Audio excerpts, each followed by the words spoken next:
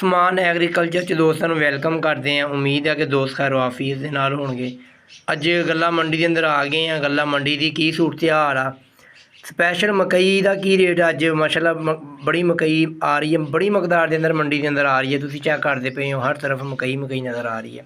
ਅਤੇ ਬਾਕੀ ਜਨਾਬ ਦਾ ਕੀ ਰੇਟ ਆ ਤੁਹਾਡੇ ਦੋਸਤਾਂ ਦੇ ਨਾਲ ਰੇਟ ਸ਼ੇਅਰ ਕਰਦੇ ਹਾਂ ਅੱਜ। ਇਸ ਤੋਂ ਪਹਿਲੇ ਗੁਜ਼ਾਰਿਸ਼ ਹੈ ਜਿਹੜੇ ਦੋਸਤ ਚੈਨਲ 'ਤੇ ਨਏ ਆ ਉਹ ਚੈਨਲ ਨੂੰ ਸਬਸਕ੍ਰਾਈਬ ਕਰ ਲਓ ਤਾਂ ਕਿ ਦੋਸਤੋ ਤੁਹਾਨੂੰ ਗੱਲਾਂ ਮੰਡੀ ਦੇ ਮੁਸਤਲਿਫ ਅਤੇ ਐਗਰੀਕਲਚਰ ਦੀ ਮਸ਼ੀਨਾਂ ਦੇ ਮੁਸਤਲਿਫ ਤਮਾਮ ਵੀਡੀਓ ਦਾ ਨੋਟੀਫਿਕੇਸ਼ਨ ਤੁਹਾਨੂੰ ਦੋਸਤਾਂ ਨੂੰ ਵਕਤ ਦੇ ਨਾਲ ਪਹੁੰਚਦਾ ਰਹੇ।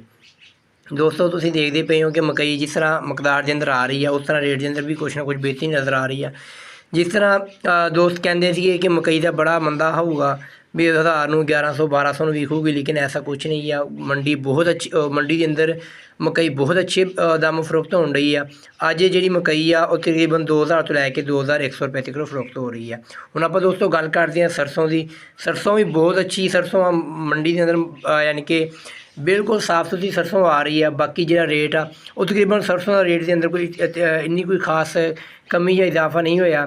ਤਕਰੀਬਨ ਸਰਸੋਂ ਦਾ ਜਿਹੜੀ ਹੈਗੀ 5800 ਤੋਂ ਲੈ ਕੇ 6000 ਰੁਪਏ 6100 ਰੁਪਏ ਤੱਕ ਜਿਹੜੀ ਸਰਸੋਂ ਉਹ ਫਰੋਖਤ ਹੋ ਰਹੀ ਹੈ। ਇਸੇ ਤਰ੍ਹਾਂ ਅਗਰ ਗੱਲ ਕੀਤੀ ਜਾਵੇ ਦੋਸਤੋ ਕਪਾਹ ਦੀ, ਕਪਾਹ ਜਿਹੜੀ ਹੈਗੀ ਤਕਰੀਬਨ 11000 ਰੁਪਏ ਤੱਕ ਫਰੋਖਤ ਹੋ ਰਹੀ ਹੈ 8000 ਤੋਂ ਲੈ ਕੇ। ਅਗਰ ਗੱਲ ਕੀਤੀ ਜਾਵੇ ਦੋਸਤੋ ਧਾਨ ਮੁੰਜੀ ਦੀ 1509 1692 ਕਾਇਨਾਤ ਟੋਟਲ ਜਿਹੜੀ ਹੈਗੀ ਆ ਉਹਦਾ ਤੁਹਾਨੂੰ ਇਨਵੈਸਟਮੈਂਟ ਲਾ ਕੇ ਦੱਸਦਾ ਵਾ 3800 ਤੋਂ ਲੈ ਕੇ 4300 4350 ਰੁਪਏ ਤੱਕ ਉਹ ਫਰੋਖਤ ਹੋ ਰਹੀ ਹੈ।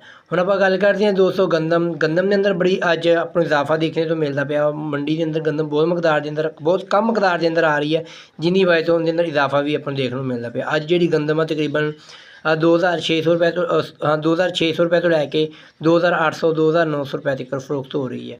ਬਾਕੀ ਤੁਹਾਡੇ ਇਲਾਕੇ ਦੇ ਅੰਦਰ ਗੰਦਮ ਦਾ ਅਤੇ ਮਕਈ ਦਾ ਕੀ ਰੇਟ ਹੈ ਸਾਨੂੰ ਲਾਜ਼ਮੀ ਦੱਸੋ। ਇੱਕ ਨਵੀਂ ਵੀਡੀਓ ਨਾਲ ਦੁਬਾਰਾ ਮਿਲਾਂਗੇ ਦੋਸਤ, ਆਪਣਾ ਬਹੁਤ ਸਾਰਾ ਖਿਆਲ ਰੱਖਿਓ।